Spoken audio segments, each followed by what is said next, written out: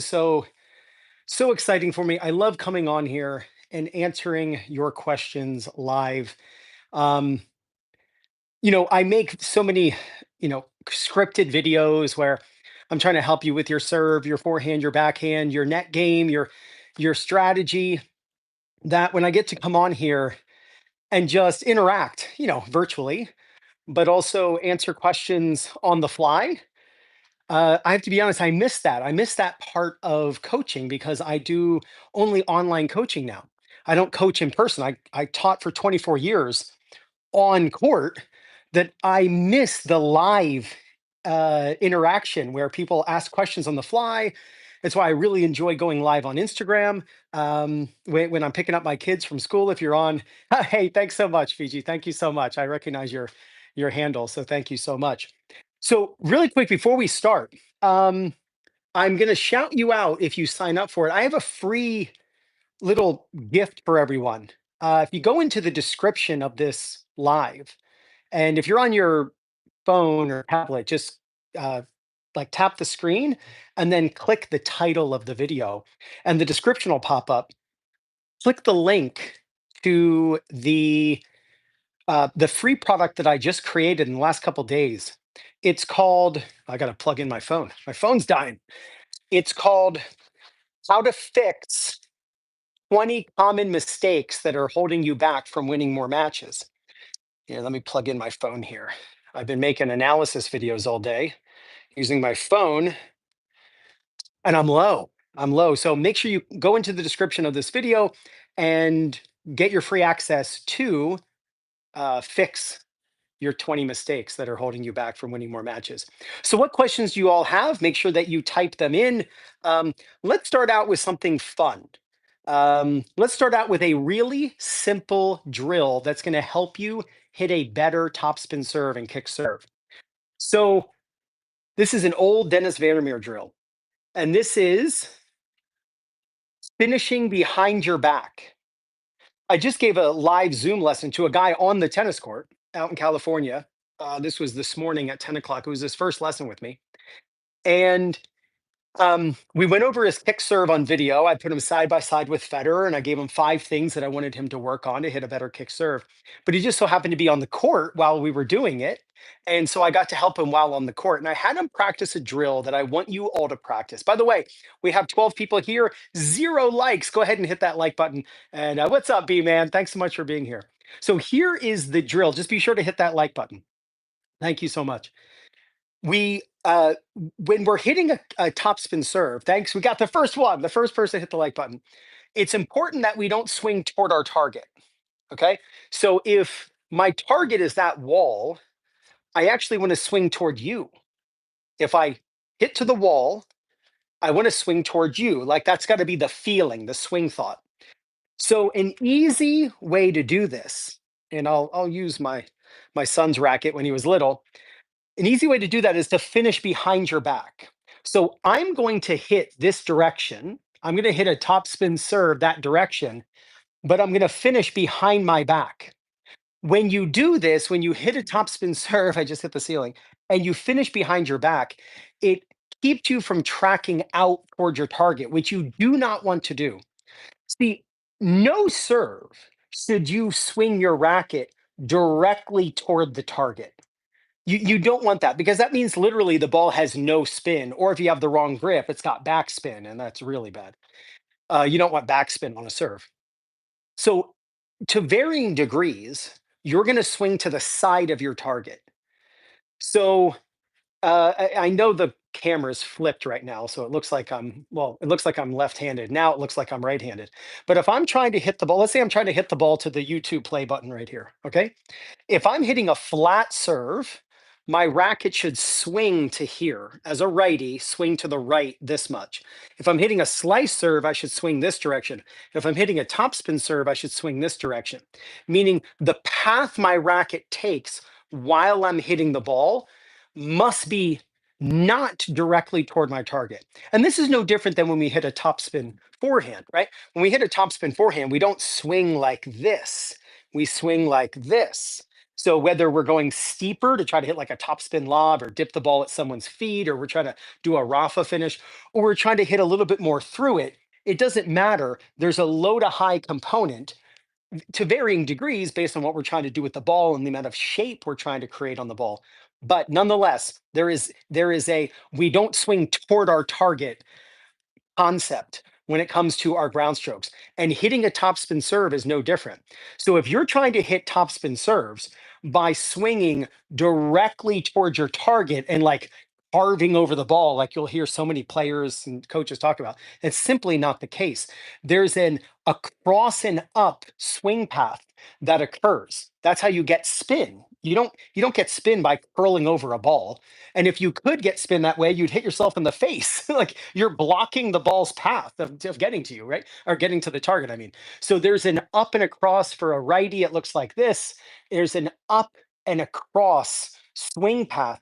But that actually is promoted when or it promotes that swing path when we finish behind our back. It's an old Dennis Vandermeer trick. I can tell you when I go out and make topspin serve videos, and I demonstrate finishing behind my back with the follow through, keeping my chest to the side and finishing behind my back. Oh my gosh, my ball jumps much differently than I'm in a match. Like I'm in a match, I'm not going to finish behind my back, right? But maybe I should. Maybe I should actually do that because the ball is going to jump, in a crazy way. Really quickly, in the description, and I'm going to call out the names of anyone who grabs it. I've got my computer right here. In the description we've already got Benjamin. Thank you, Benjamin, and Kim Rice. Thank you so much. Kim and Benjamin. In the description of this video, we have, um, in the description of this video, I have a free product called Fix 20 Mistakes That Are Holding You Back from Playing or Winning More Matches.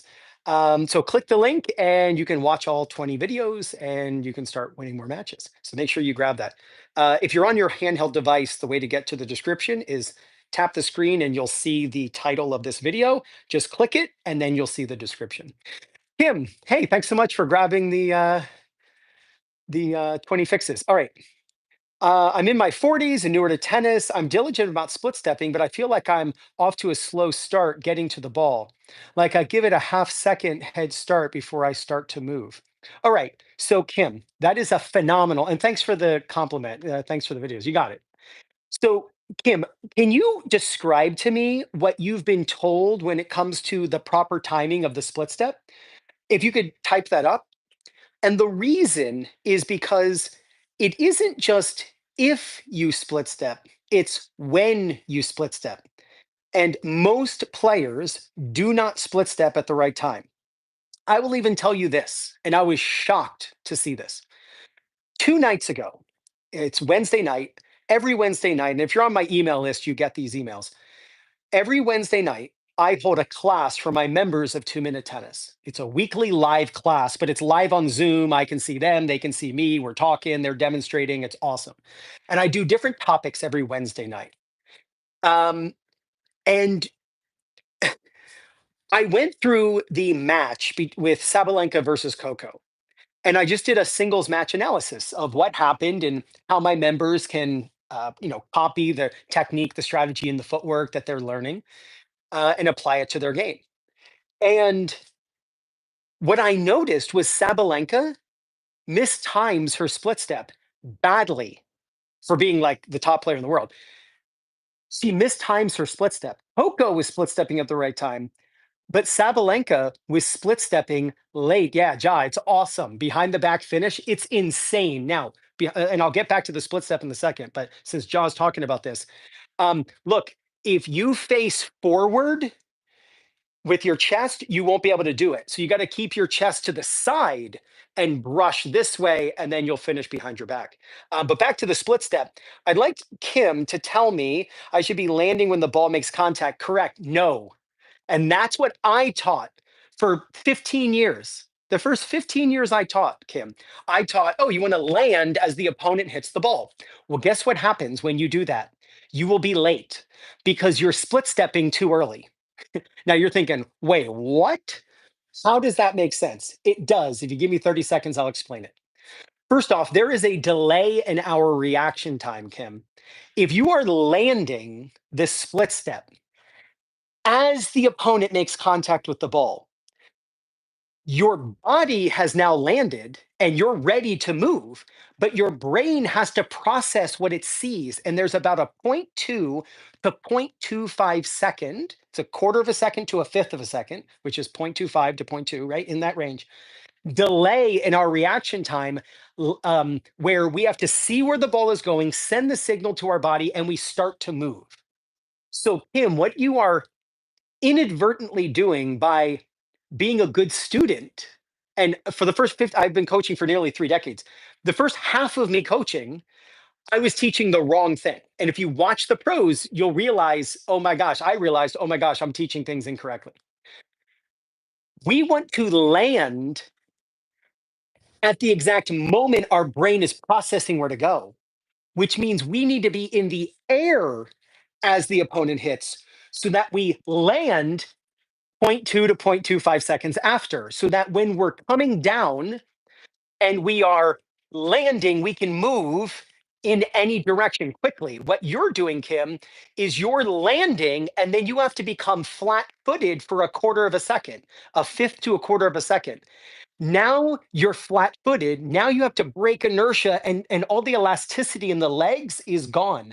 What you notice with the pros is when they land the split step, they immediately start moving.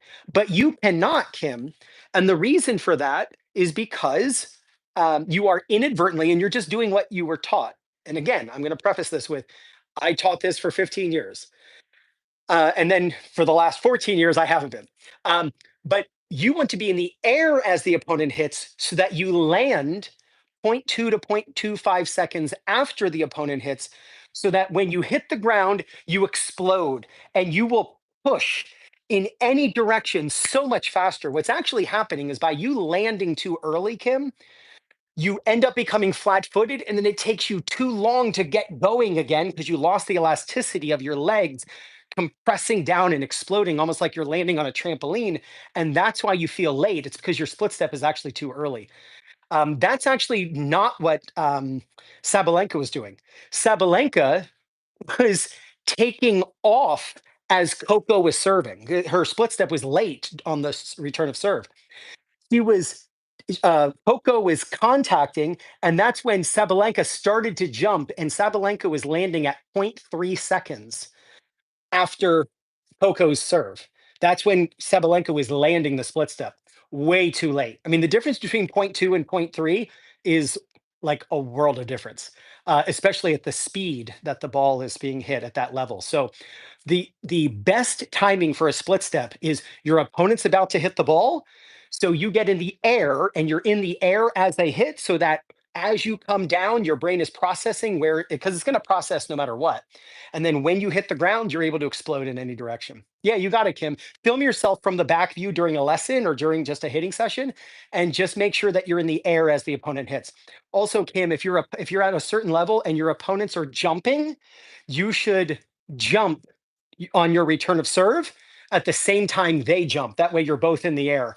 They're in the air to contact the serve. You're in the air to be in the air as they're hitting. All right, let's see if anyone else has grabbed the fixes. Yes, we've got David Andrew, we've got Randy, Reader. I'm going to pronounce it like I do with Reedy. So I'm going to say Reader, Randy Reader. Holy smokes. You got the double R like myself. That's awesome. So thank you. Oh, we got Paulo. We got Rana.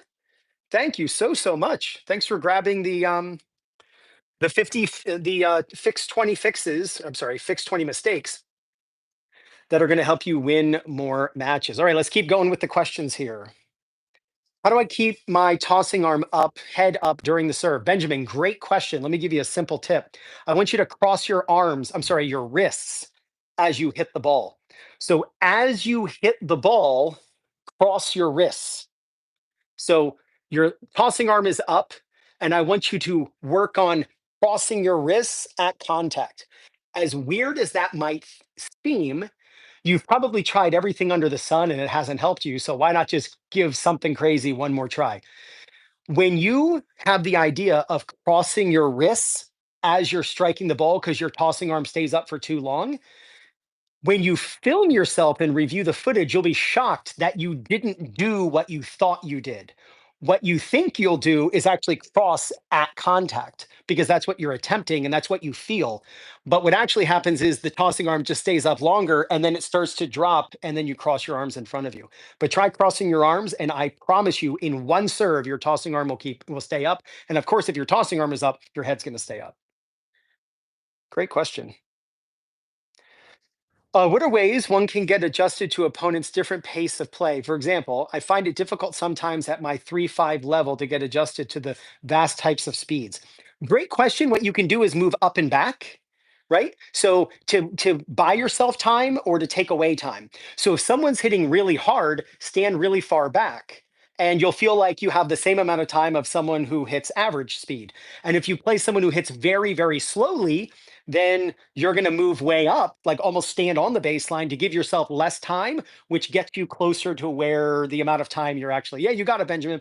That gets you actually closer to having not enough time, right? Because if somebody hits really slowly and you think you have all this time, you almost say to yourself, man, I wish they would hit the ball a little harder. Have you ever played someone like that? They hit so slowly, you just wish they'd add 20 miles an hour to their shots so that the rhythm was nice. So I would move up and back as the general area you stand. Someone who hits really softly, stand on the strategy board. I know you can see, like stand here against someone who hits very softly. And that's kind of where you stand during the points. And if you play someone really hard, you're going to stand really far back. When it comes to the like a particular opponent who hits really hard and then really softly and then really hard and really softly, you just got to go out and take a lesson with a pro and ask them to do just that so you can just see it over and over again. Good questions. Split step timing makes sense. I will try it earlier as I've had problems with the split step. Yep, you got it, David. You got it. And David, are you the one who picked up the free 20 fixes? I hope that was you. So thank you if it was. I went to get the free lessons, but I was fortunately taken out of the live event. I am back now. Good info. Yeah, you got it. Yeah, you'll be taken out, but then here you are. You're back in. Good. Backhand tips, one or two handed. I put my name in, but I don't know what I did wrong. I don't know either. Fiji, do it again. Do it again. When do you use open stance and closed stance? Paolo, good question. Simple answer. What you want to think of is the higher the ball, the more likely it's an open stance. The lower the ball, the more likely it's a closed stance. That is certainly not written in stone, but it's the easiest way to think of it. When the ball is low, especially when it's in front of you, it's more likely you're going to step forward into the shot. If the ball is high or you're moving backward, that's a great time to use an open stance. When you're moving laterally, especially fast, it'll be a mogul stance where it's an open stance, then you hit and you hop. Just be sure that you don't go up. You're trying to hop and stay level, and that keeps you like back to the ground very quickly, and then you can recover. But high balls, open stance; low balls, closed stance. That's the easiest way to think of it.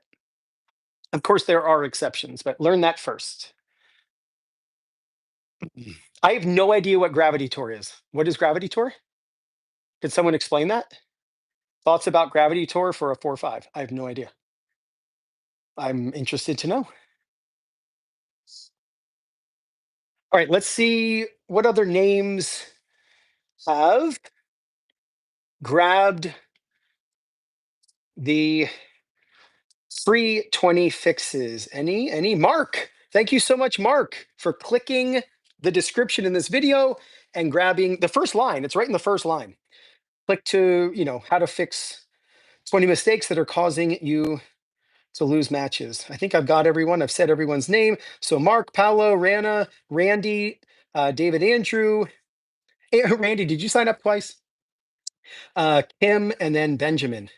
So thank you so much. I will call out anyone and thank you who grabs it. Of course, during the live stream. Can I put my left leg forward together with the backhand shot? I'm right-handed. Can I put my left leg forward? Oh, with a backhand shot? Sure. If you're trying to get like on the outside of the ball to hit a cross court, yeah. So I'm going to demonstrate this righty. So, or sorry, lefty. So it looks like it's righty. Um, if you're going over to the ad side and you're trying to hit the ball cross court to their ad side, it's not a big deal if you step forward with your left leg and do a mogul to try to get that ball cross court. So if that's what you're describing, absolutely yes. And that would be mainly just to get on the outside of the ball to pull that ball back cross court. Good question. How do I play against weak serves? I mean, like after the shot. Oh, can I pull my left leg forward together with my back? Yeah, yeah, yeah, yeah, yeah. Yes. So I understand what you're saying. I thought you meant like in an open stance. Yes. So after you hit the ball, you bring this foot around. It's called a closed stance fallout. So you hit with a closed stance and then you fall out of it. Absolutely, you can do that. Another thing you can try is what's called a left foot hop. Sorry, I got to demonstrate this backward because the video reverses it. I don't know if my hat is backward. You can see it's backward. Yeah, you got it. Yeah, you got it. Happy to help.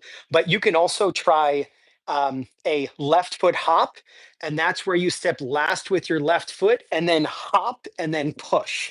That's a really great way to go to the net. If you're moving in at an angle, it looks like this. It's really quick and you have a very jagged change of direction to get back into the court, and you don't stay like out by the doubles alley and for a while coming back in, because that happens all the time. People run in toward the sideline, kind of like the side tee. They'll run in, but they'll use a footwork that takes too much time to get back. So if you hop twice on that outside, or just once, you're hopping once on that outside leg, it would look like that. And on the forehand, sorry, I got to demonstrate this lefty, it would look like that. The video is reversed. Like I'm much better looking, but it reverses the video. Gravity tour. Oh, gotcha, because of the gravity racket. I don't know. I don't know what the gravity tour is. Almost 70 years old. Instead of jumping off the ground when I split step, can I just push into the balls of my feet? Absolutely. Fiji, 100%. You can just go like that. Absolutely. Yep. Adaptive tennis. You're going to make it work for you. Good. That's a great question. Good thinking. Release point of offhand in the one-handed backhand. Oh, geez, RN. Nice question. All right, first off, the one-handed backhand is more two-handed than you think. The one-handed backhand is more two-handed than you think. The one-handed backhand is two-handed on the way back, is two-handed on the way down, and is two-handed on the initial move forward. That's when you let go. The most common time rec players release the offhand on a one-handed backhand is during the drop, because they're trying to move it back, but they move it back too early, and that's what ends up opening up their body. So what we want to do is have our arms go apart. Well, you can't move this arm back if your arm hasn't even gone forward yet, because that's when people open up. So this is why I suggest that players think of hitting the ball with their offhand still on the racket. Try to hit the ball, try to think of hitting the ball with your offhand still on the racket or just releasing before you hit, then move it back. The idea is, if the ball had eyes, it can see you about to hit, and the ball would say, you're a one-hander. Like, does he know he's a one-hander? Does she know? Like, why is the other hand still on? That's the way you have to think of it.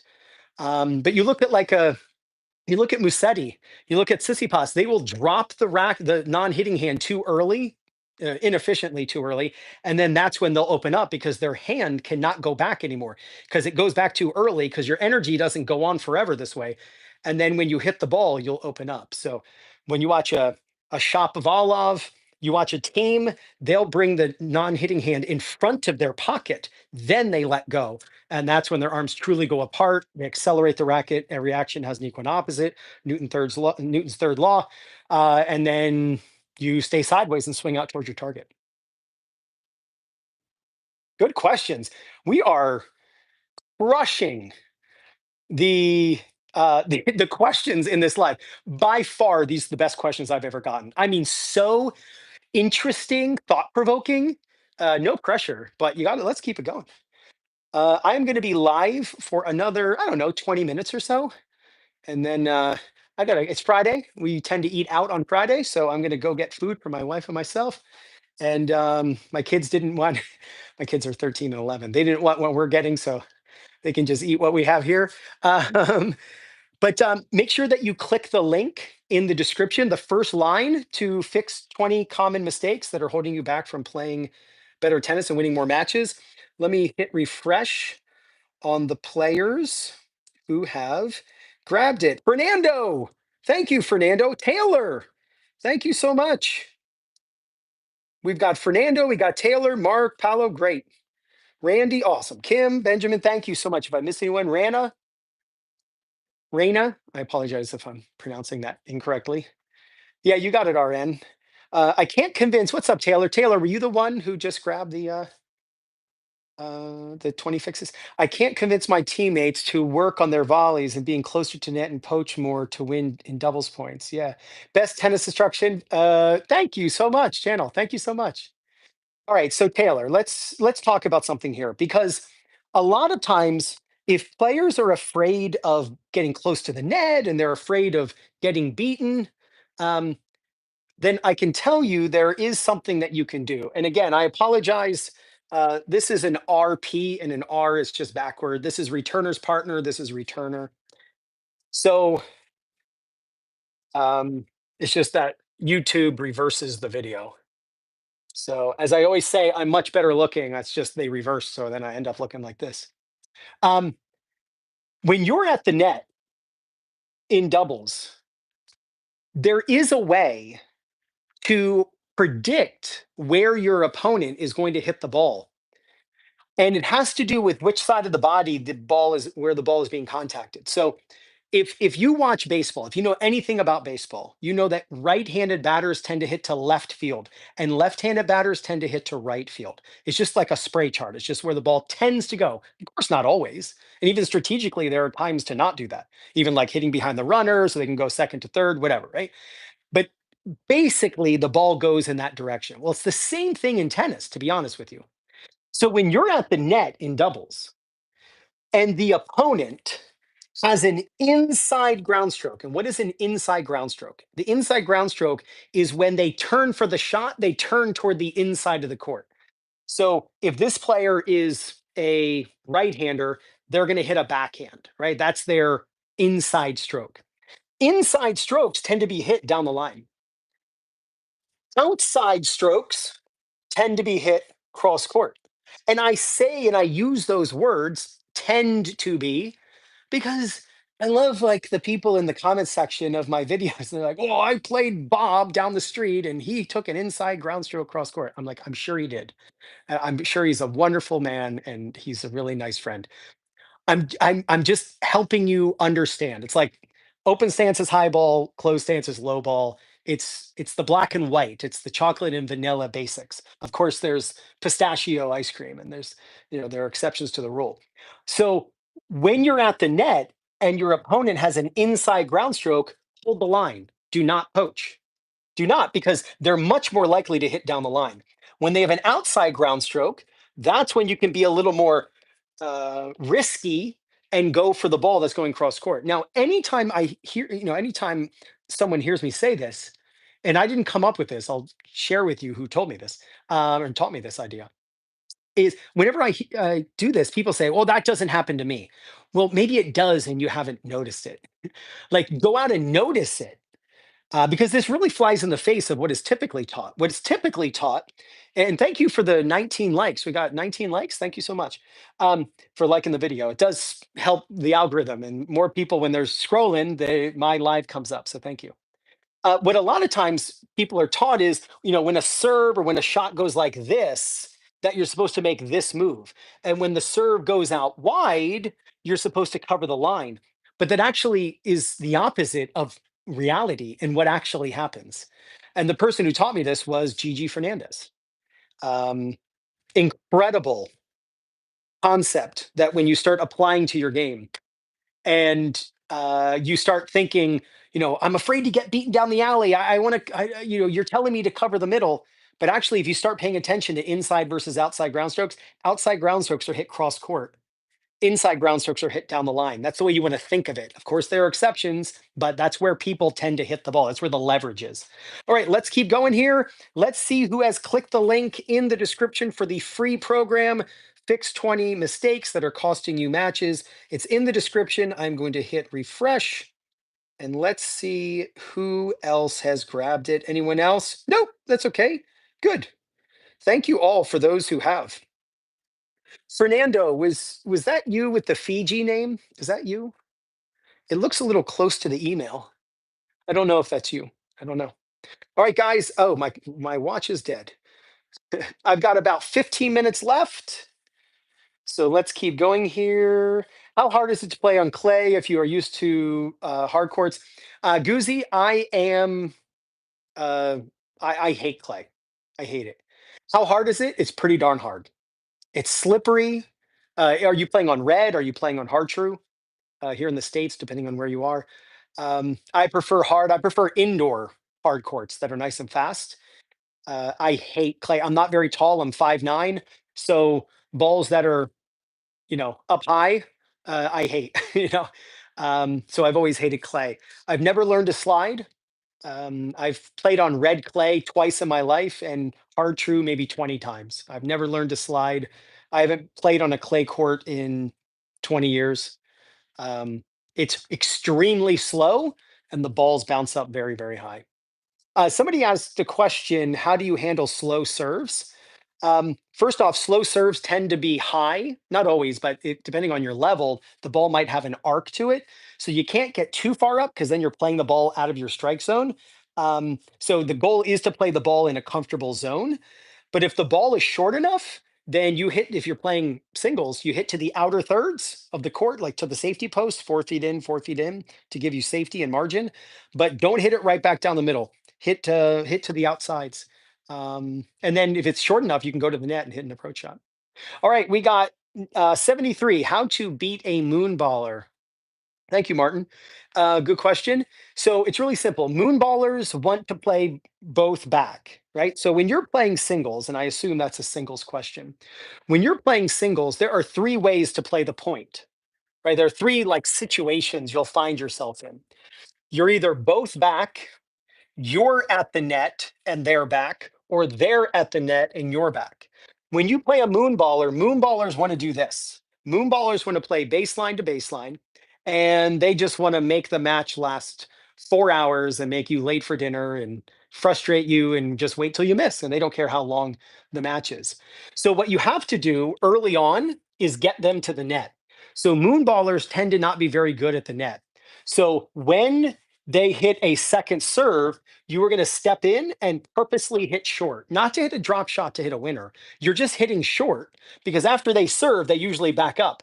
And you're going to purposely hit short. If you aren't good at that, then you got to practice it. You're only going to get good at stuff you practice. So you have to go out, take a lesson with a coach, or ask a friend to go out and say, hey, can you hit me soft serves or just medium serves? And I want you to learn how to just like volley technique, just tap the ball and hey, thank you, Mikey. You're a great tennis player. Thank you, Mikey. I appreciate that. You're so nice. I appreciate that, man. Everyone, give Mikey a thumbs up. Good job, Mikey. Thank you, buddy. So when you hit it short, now you bring them up to the net, and guess what? They're a fish out of water. Now they're not comfortable. Now you're playing them with them at the net, and then guess what? They're no longer a moonballer. And if they were really good at the net, they wouldn't be a moonballer. Yeah, you got it, Mikey. Thank you. They wouldn't be a moonballer. They would be an all-court player, someone coming to the net. So moonballers don't want to come in, but guess what? You're in charge of where your opponent stands. So don't think of just playing their game and just hitting back high. Think of hitting really short, letting them approach. And then the idea is you do not want to avoid them.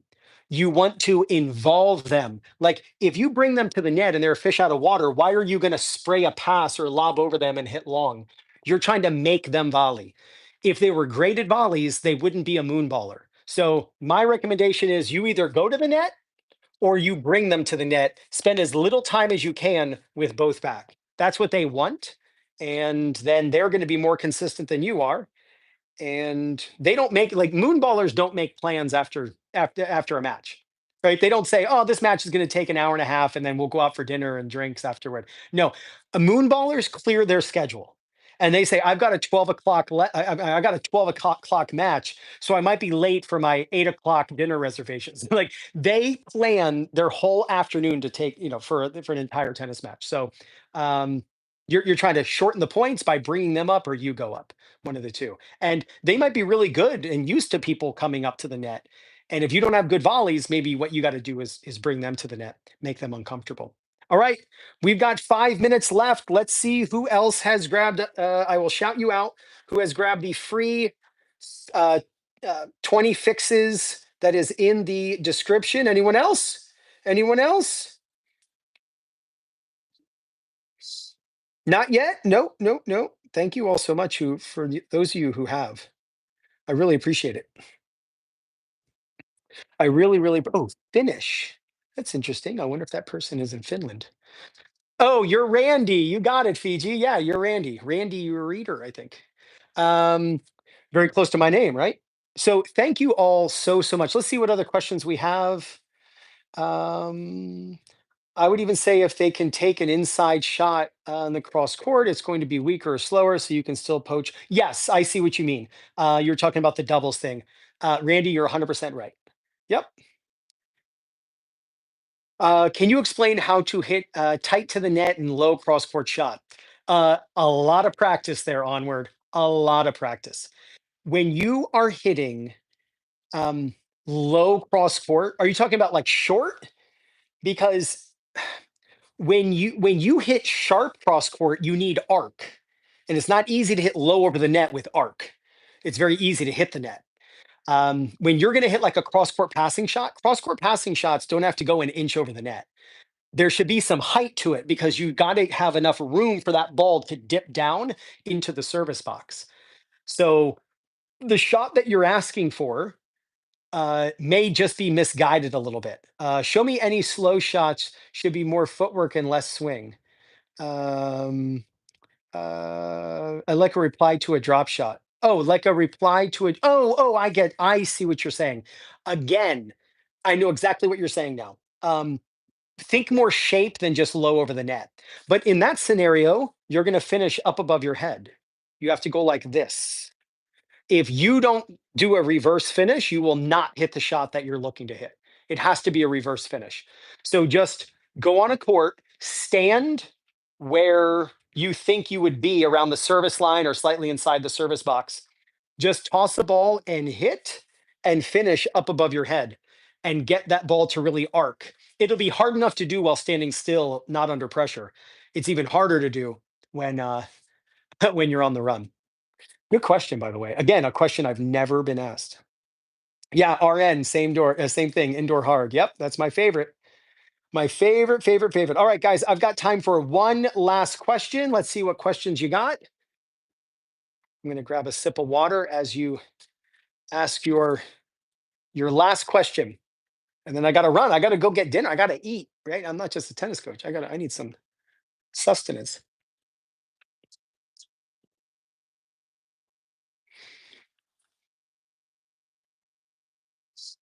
Hey, Val. I just checked. Thank you so much, Val, for grabbing the 20 fixes to help you win more matches. Thank you so much. Can you post videos of your real life students? I don't have real life students. I only teach virtually. I only teach online. And I have posted many videos of my students. I don't teach on court anymore. I've not taught a lesson this entire year. I only taught 11 and a half hours all of last year. And 8 of those hours were one of my students who I teach virtually came down from Toronto, and we did like an 8 hour over 2 day, just like one-on-one with him. So he came down for 20 or like 36 hours. And oh, you're from Toronto too. Very cool. Yeah. Yeah. He's from like I think he plays at the Granite Club or somewhere near, if you've heard of Granite, he's in that area. Um, does that make sense? Oh, fancy. Yeah. That's what I've heard. I've heard it's very fancy. Yeah. Do you begin your serve thinking about using your legs, your arm, or your torso? Um, yeah, that's what I've heard, Taylor. That's what I've heard. And one of my good online coaching friends, Jabron, if you know Jabron, J Force Tennis on Instagram, awesome coach. He's there. Yeah, exactly. You know him. Yep. Yeah, Jabron's awesome. I've known Jabron for maybe 5 or 6 years. He is great. We talk every now and then, and we catch up on WhatsApp and stuff. Yeah, he's a really, really good guy. I've never met him personally, in person, but I've just met him virtually. So when it comes to my serve, somebody asked like, what do I think? I'm really loose, and I make sure to coil. So I'm just focusing on being really loose and coiling. That's the first move I make because you can't uncoil if you haven't coiled first. So really loose hand and coiling. All right, I've got one last shout out for everyone who grabbed the Fix Your 20 Mistakes That Are Holding You Back from Playing More Matches. It is my free program that I just put up on my website in the last couple days. And you can grab free access right now by simply clicking the link that is in the description of this video. All right, we got Benjamin. Thank you, Benjamin. We got Kim. We got Randy. We've got David Andrew. We got Raina. We got Paolo, we got Mark, we got Taylor, Fernando, and Val. Thank you all so much for those of you who trust me and all of you to help you with your tennis game. It is an absolute blast to do these lives. And just the fact that you would take time out of your day to ask me some questions, and maybe you'll improve just by even the ideas that I just mentioned here in this live stream. So thank you so much. By the way, if you want me to coach you, if you want me to analyze your game, I did a full match analysis for this morning for a gentleman in Portugal. I'm sorry, that was yesterday. I did a backhand analysis for a young lady in Florida this morning, and then I have a woman in Puerto Rico later on after dinner tonight. I'm going to do an analysis on her serve. Her husband is a member of my website, and included in the membership, he got 6 lessons with me. So I'm doing an analysis for his wife. So if you want me to analyze your serve, your forehand, your backhand, your net game, your footwork, singles matches, doubles matches, if you have swing vision, we can become swing vision friends. You can put me as your coach. And I'll analyze your matches for you, show you why you're losing, court positioning, shot selection, your tactics. If there's a certain opponent you can't beat, I will teach you how to beat them by analyzing their game. And I'll make a full length video that I make and I send to you. I also do live Zoom lessons. I have 3 live Zoom lessons today. So thank you all so much for the support. Send me an email if you want me to analyze you. Ryan at 2MinuteTennis.net. Like the tennis net right there. So thank you all so much. I'll talk to you all soon, and you got this.